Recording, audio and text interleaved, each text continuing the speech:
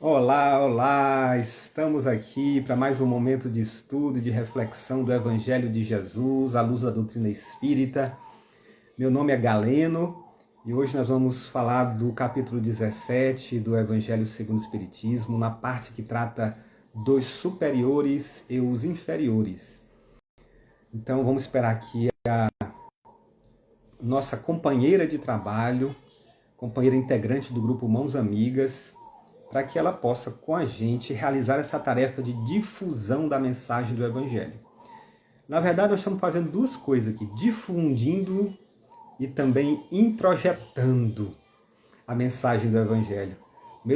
Da mesma forma que a gente está aqui falando a mensagem do Evangelho para que mais e mais pessoas reflitam sobre isso, nós também estamos falando para nós mesmos, nossas mentes, nas nossas emoções, nos nossos pensamentos. Então aqui eu pedi há pouco a entrada. Agora sim eu estou vendo você. Agora deu certo. Foi muito prazer estarmos aqui mais uma De vez, novo, Janaína. né? Graças a Deus. Janaína, né? Janaína, isso. Janaína. Vamos começar então. Essa. Eu sou Galeno, aqui é a Janaína. Nós estamos aqui com essa função de falarmos sobre a mensagem do Evangelho de Jesus à luz da doutrina espírita. E hoje nos foi colocada a tarefa de falar sobre um tema que eu particularmente refleti muito sobre ele e achei muitas reflexões interessantíssimas que eu gostaria de participar com vocês sobre essas reflexões, para que a gente possa entender um pouco o que o Evangelho de Jesus nos apresenta sobre essas diferenças sociais. Muitas vezes nós ficamos indignados, muitas vezes nos achamos injustiçados por essas diferenças sociais que existem, mas temos que entender como o Evangelho nos apresenta essas diferenças sociais. E é esse o tema de hoje. Para começar, a gente faz uma oração. Em primeiro lugar, agradecendo a bondade divina que nos permite esse momento de encontro e de comunhão, rogando que nos abençoe e que nos inspire para a boa condução dessa reunião. Que todos sejamos envolvidos de energias de paz e de harmonia, de força e equilíbrio. Que a luz divina alcance a todos os corações necessitados e que nós possamos buscar viver em nossas vidas a paz que Jesus nos ensinou. Que assim seja. Pois bem, nós estamos aqui com esse capítulo 17 do Evangelho segundo o Espiritismo, num tópico que trata sobre os superiores e os inferiores. Esse capítulo nós vamos encontrar com o título Sede Perfeitos. Olha que coisa interessante. Jesus quer a nossa perfeição. E aí, entre essa parte do capítulo Sede Perfeitos, nós vamos encontrar as instruções dos espíritos, espíritos de alta capacidade moral e intelectual, que trouxeram explicações sobre vários assuntos.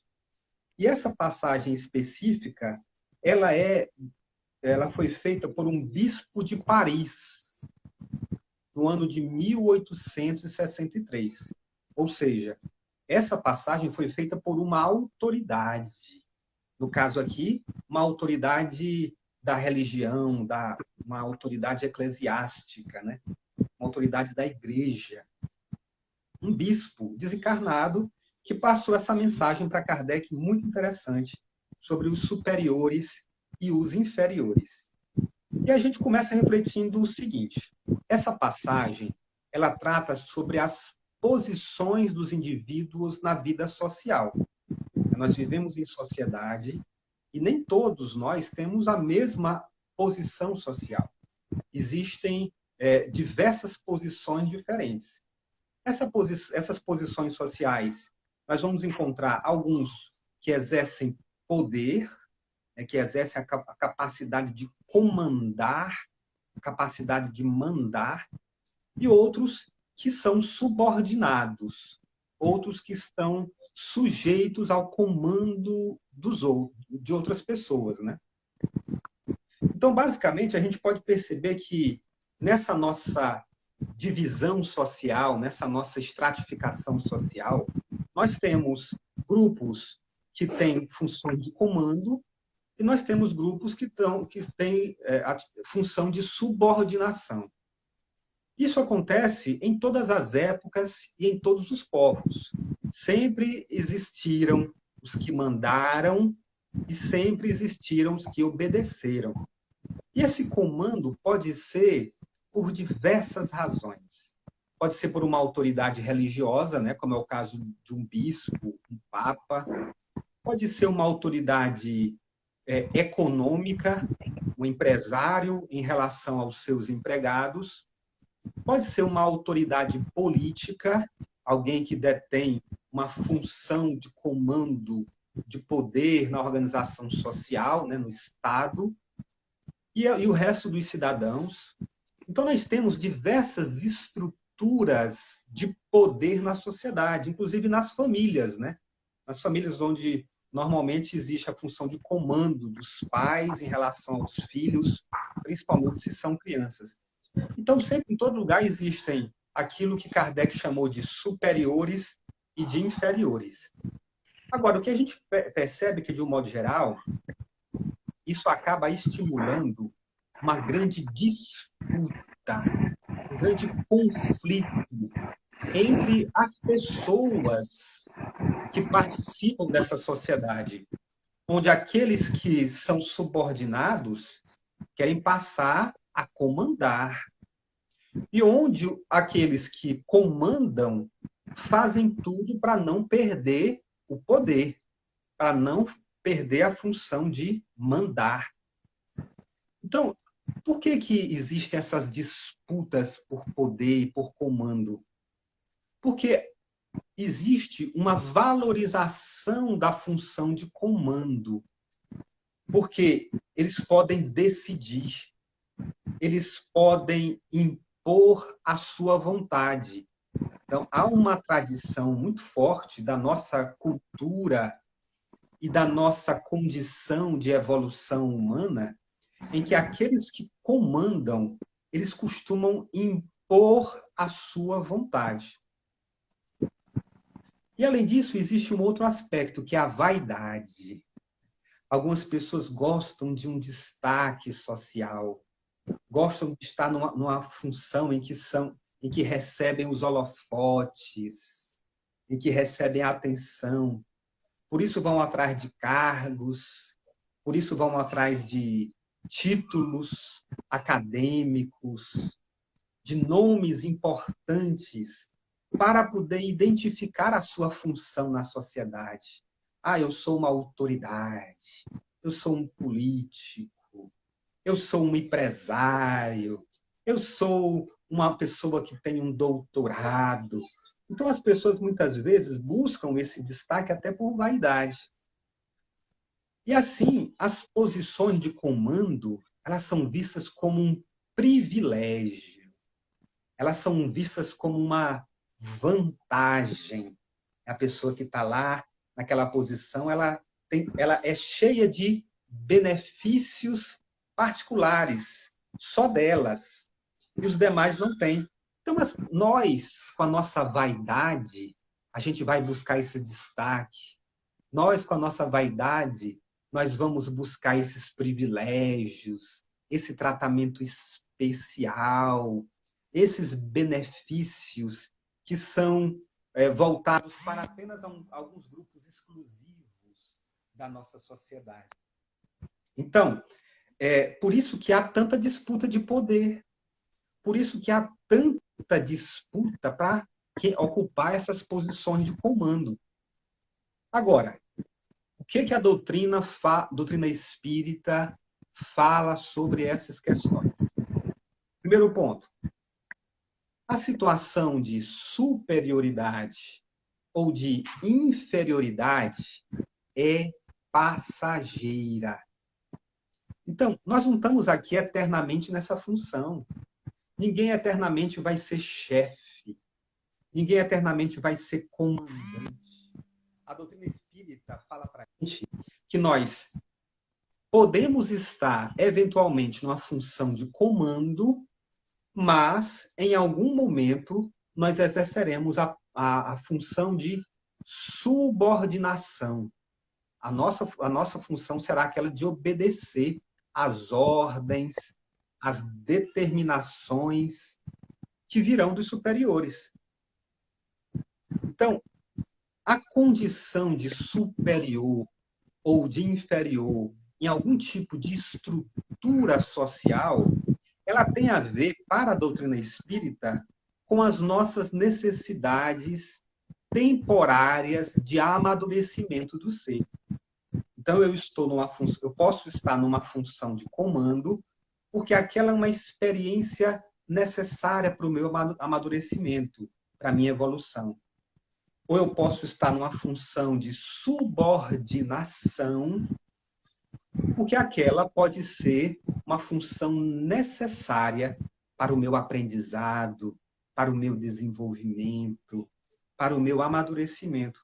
Então, todas essas funções são temporárias, são passageiras. Quem hoje está comandando pode ter sido um vassalo, um servo, pode ter sido um escravo em alguma outra época.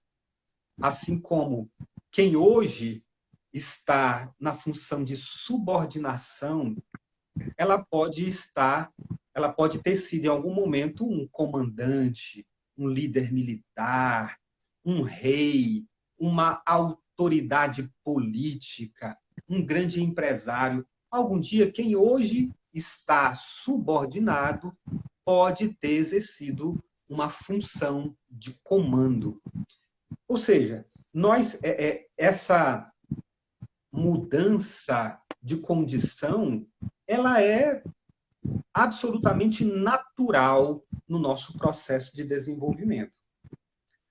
Agora, Kardec usa as palavras superior e inferior. Isso dá a entender que algumas situações são mais importantes do que outras. Na verdade, esse é um termo, uma expressão que pode gerar essa confusão. Mas quando foi colocado esse título de superior e de inferior, ele não estava querendo dizer que existem melhores e piores.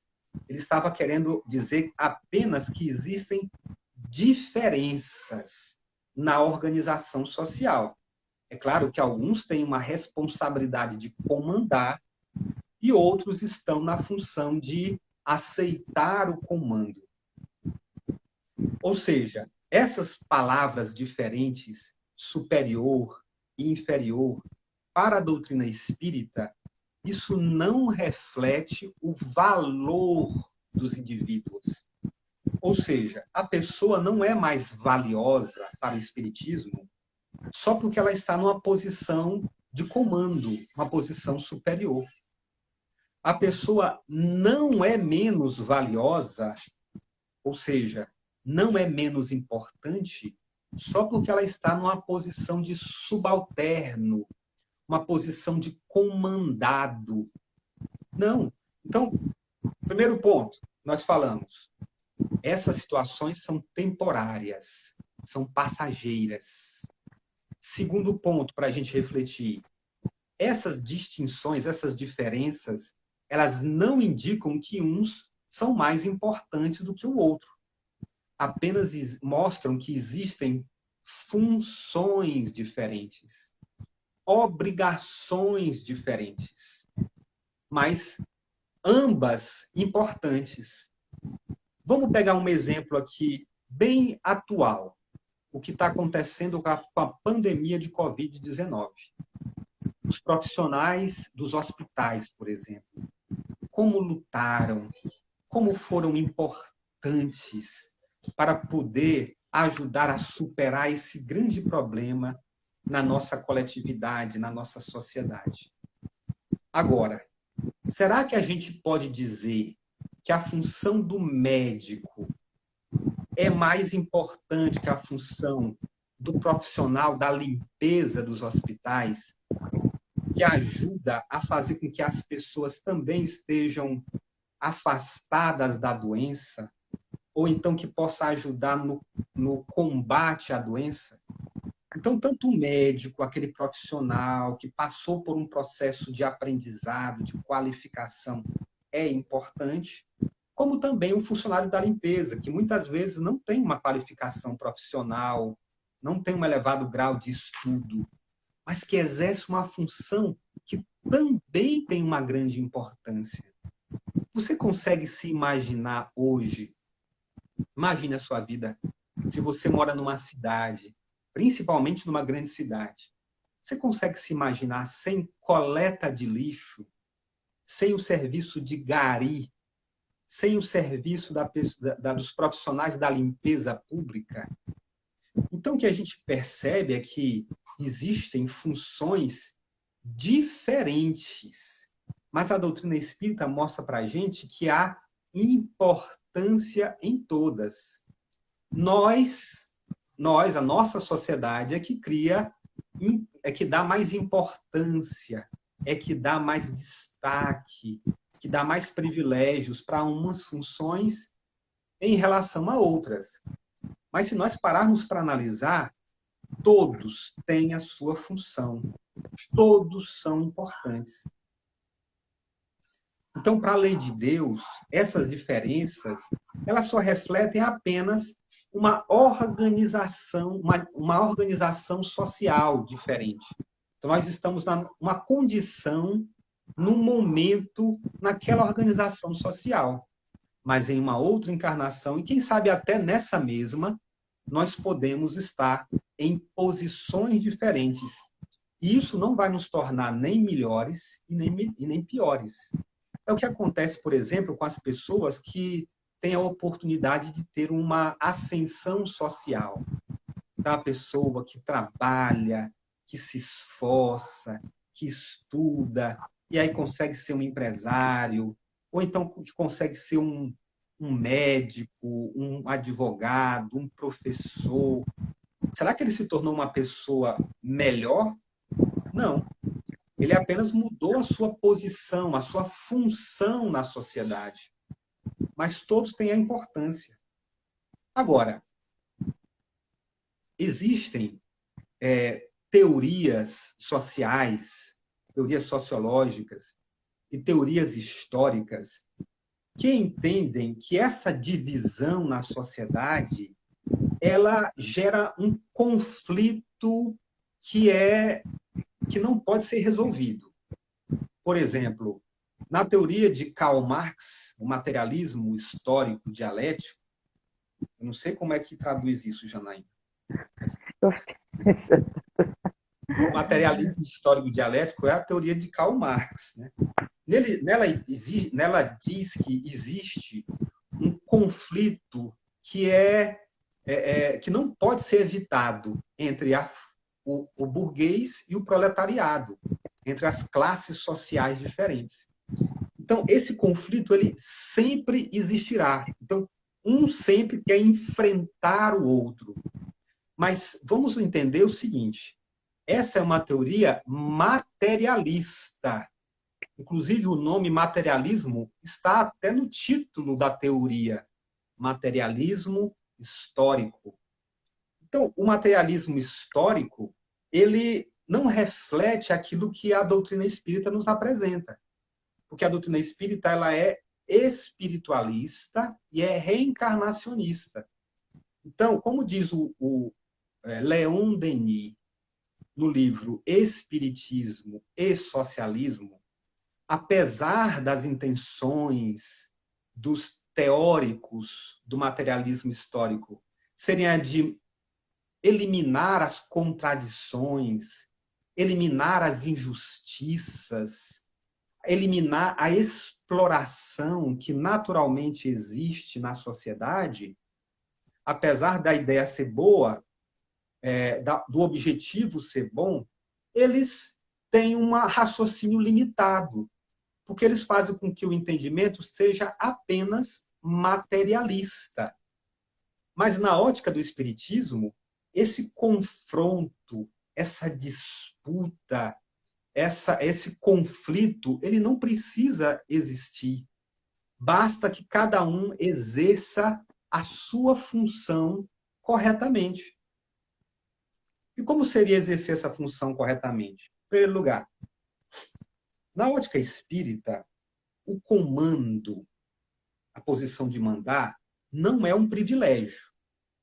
Ou seja, não permite, não autoriza que algumas pessoas explorem os outros. Não autoriza que aqueles que têm autoridade e poder humilhem os outros. Pelo contrário, lá no Evangelho segundo o Espiritismo, diz assim: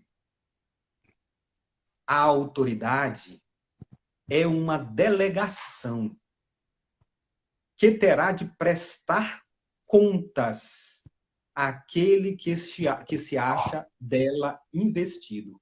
Então, uma autoridade, um poder, uma função de comando não é um privilégio, não é algo que nos torna especiais. Pelo contrário, é uma grande responsabilidade, é uma tarefa. Então, se eu uso da minha posição para explorar os outros, se eu uso da minha posição de comando para poder obter vantagens dos outros, aquilo que o materialismo chama de mais-valia, então eu posso estar cometendo um grande erro em relação às leis universais, porque eu estou agindo com egoísmo, não estou agindo com amor. Então, a função de comando para a doutrina espírita é uma função de responsabilidade, em que a gente tem a tarefa de contribuir para o desenvolvimento da humanidade. Então, nós não temos direito de humilhar, nós não temos o direito de explorar, de gerar nenhum tipo de trauma nas pessoas comandadas, né? Como a gente vê tantos casos de assédio moral, por exemplo, né? Em que os chefes, os comandantes, né? As autoridades, as pessoas que estão em posição de comando, elas fazem uma cobrança exagerada, né? Elas fazem um desgaste emocional. Olha, você vai perder o emprego se você não fizer isso. Você vai ser demitido se você não fizer isso. Então, quando a gente faz isso, nós estamos deixando de exercer a caridade. Então, a posição de comando deve ser uma posição de autoridade. Ou seja, às vezes, a gente confunde poder com autoridade. O poder é mandar. Já a autoridade é convencer. Então, o poder manda a pessoa fazer algo. A autoridade convence alguém a fazer algo. Convence principalmente com o exemplo. Convence principalmente com o seu jeito honesto, sério, sincero de ser. Convence principalmente fazendo aquilo que ele deseja que os seus subordinados façam. Então, para mandar, qualquer um pode mandar. Até criança manda. Quantas crianças mandam nos pais, inclusive? Quantas crianças mimadas tentam mandar em professores, em funcionários da casa delas? Até criança pode mandar. Agora, ter autoridade, isso exige uma postura moral. Para ter autoridade, eu tenho que dar o exemplo. Para ter autoridade, eu tenho que ter a capacidade de me relacionar bem com o outro. O outro é um ser humano que tem que ser respeitado. Eu tenho que me colocar no lugar do outro. Eu tenho que ter empatia. Então, quando a gente exerce o poder com autoridade, com empatia, buscando respeitar o outro nas suas particularidades, Porque o outro é um ser humano, um indivíduo. Aí sim eu estou exercendo adequadamente a minha função. E quando eu estou na posição de subordinado, eu também tenho obrigações, eu também tenho responsabilidades. E a responsabilidade é de cumprir fielmente as minhas tarefas. Isso não quer dizer que eu não possa questionar, que eu não possa sugerir, mas que eu tenha que entender que naquela situação, naquele contexto, quem define o que fazer e o que não fazer é outra pessoa. Então, como subordinado, eu tenho que ter a humildade de reconhecer que a tarefa de definir o que é para ser feito e o que não é para ser feito não depende de mim, mas depende de outra pessoa. Então, observa que o que o Evangelho tenta fazer com que a gente consiga aplicar em nossas vidas é a humildade. Então, tanto quem está na posição de comando, quanto quem está na posição de subalterno, temos que ter a humildade. Então, deixar de lado... Ó, aqui, eu querendo destruir aqui o negócio. Então, deixar de lado essa história de conflitos constantes, de querer tomar o lugar dos outros, ou de querer explorar o outro na sua boa vontade, o outro na sua fragilidade. Porque, normalmente, o que a gente percebe é que o subordinado ele é explorado porque ele é frágil. Ele é explorado porque ele está passando por uma situação de carência. Então, a gente não pode usar a nossa função de comando para poder fazer com que a pessoa fragilizada se sinta obrigada a fazer algo. Então, observa que a gente não vive nessa sociedade ainda. Infelizmente, nós não vivemos numa sociedade em que os superiores respeitam, valorizam, estimulem o desenvolvimento dos seus comandados. E nós não vivemos em uma sociedade em que os inferiores, os subordinados, exercem as suas tarefas de forma responsável. Fazem porque são obrigados, fazem porque estão sendo vigiados. Então, vai chegar um momento em que a gente vai fazer as coisas pelo dever. Então, eu, como subordinado, não vou fazer as coisas porque alguém pode me demitir, alguém pode me punir. E eu, como comandante, eu, como autoridade, eu não vou fazer, eu não vou oprimir as outras pessoas, eu não vou impor a minha vontade para as outras pessoas. Essa ainda não é a nossa realidade. Mas a gente pode construir isso. Meu irmão, se você tem um cargo de destaque, se você tem um título importante, se você tem uma empresa, você pode sim exercer o seu comando movido pelos ideais do Evangelho. Já se você é um servidor, se você é um funcionário, se você é um subordinado, você pode exercer a sua função com humildade, entendendo que essas posições elas podem mudar. Já nessa vida, sim, na vida atual pode acontecer uma mudança social, pode acontecer uma ascensão daqueles que estão numa situação de comandados. Ou seja, essa mudança já pode acontecer agora, mas se não acontecer agora, nessa vida, ela pode acontecer numa vida superior. Mas em todas as situações, nós seremos cobrados daquilo que era o nosso dever. Vamos analisar qual é o nosso dever hoje. É de comando? É de autoridade? Então exerça com sabedoria, exerça com empatia. Já se a sua função é de comandado, é de subordinado, exerça com humildade, exerça com zelo, com cuidado, com responsabilidade. Cada um exercendo o seu papel. entendendo que você não é melhor e nem é pior por isso. Nós só estamos em situações diferentes. É claro que existem muitas injustiças. É claro que existe muita exploração. É claro, sim, que existem muitas desigualdades. Mas isso vai se resolver quando implantarmos o amor dentro de nós. Quando o amor não for apenas um discurso, mas o amor for a nossa prática cotidiana nas nossas vidas, na nossa casa, no nosso trabalho, em todas as situações da nossa vida social. Falta a cada um de nós implantarmos o evangelho verdadeiramente na nossa vida. E é isso que a gente precisa fazer.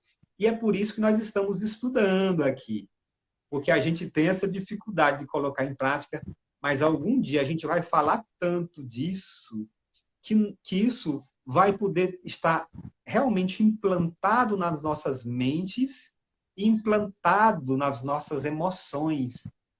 Porque algum dia nós não iremos saber viver sem amar.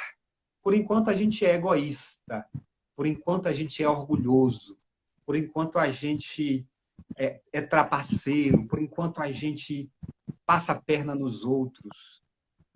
Mas algum dia a gente não vai viver sem o amor, sem a empatia. A gente não vai saber viver sem praticar a lei de Deus. Que Jesus possa, então, nos iluminar nessa tarefa. E para a gente concluir, vamos agradecer a Jesus, nosso Mestre, por mais esse momento de reflexão, que Ele possa continuar nos envolvendo de luz e de paz, que possamos sentir a força divina a conduzir os nossos passos e nos ajudar a agir com razão e com amor. Que Jesus possa nos renovar as nossas forças, em especial daqueles que se sentem humilhados, daqueles que se sentem explorados, fragilizados, que todos possamos ter a luz divina a nos conduzir para o bem e para o amor. Que assim seja. Obrigado a todos pela atenção. Obrigado, Janaína, pela parceria. Obrigada. Obrigada. Que Jesus sempre esteja conosco. Tchau, tchau. Tchau, tchau.